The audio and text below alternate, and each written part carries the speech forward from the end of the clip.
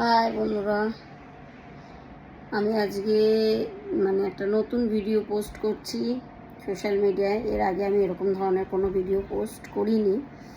তো আজকে হচ্ছে আমাদের পাড়ায় শীতলা পুজো, মায়ের পুজো। তো আমার সেখানে একটা মানসিক আছে, ডন্ডি কাটবো। তো এখন আমি সেখানেই যাচ্ছি। তো এই হচ্ছে আমার লুকস। আর এই শাড়িটা এনেছে, এই শাড়িটা এত সুন্দর, এত পাতলা, বলার মতন না।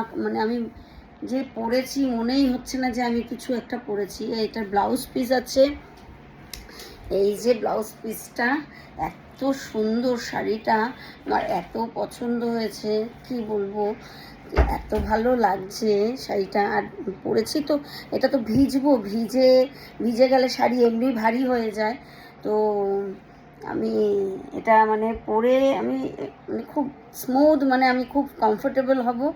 তো আমি যাচ্ছি আজকে। এখনো পর্যন্ত উপোস। আর এখানের পুজোর নিয়মটা কীরকম জানেন বলুন তো? যে এখানের পুজোর নিয়মটা হচ্ছে, যতক্ষণে ফুল মায়ের ঘটে ফুল দেওয়া হয়, ফুলটা যতক্ষণে না পড়বে ততক্ষণে ডন্ডি যারা কাটবে তারা ডন্ডি কাটতে যেতে পারবে না। এরকম একটা ব্যাপার। এত জাগ্রত। আপনারা যদি কেউ মনে মনেও এটা হচ্ছে আমাদের এখানে পিতল পাড়ার পুজো। এটা একটা গাছ, ওইটাই মা, একটা বট গাছ, সেইটাই মা। মায়ের আলাদা কোনো মূর্তি নেই, ওই গাছেই পুজো হয়। খুবই জাগ্রত। মেয়ের যখন নাকি খুব শরীর এই দুর্ঘটনাটা ঘটেছিল, আপনারা অনেকেই জানেন, আবার অনেকে জানেন না।